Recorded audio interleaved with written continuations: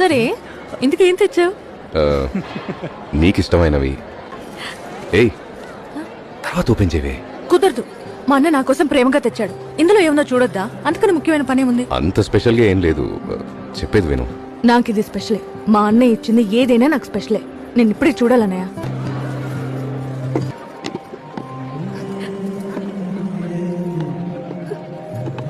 ఇవన్నీ తీసి ఇప్పుడే అలంకరించుకున్నా.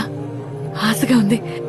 మా అన్నయ్య నాకు తీసుకొచ్చి ఇచ్చాడని వేసుకుని ఫోటోకి పోజ్ ఇస్తాను. సరేనా? పెట్టుకోరా, నీకేరా. నువ్వే పెట్టన్నయ్య.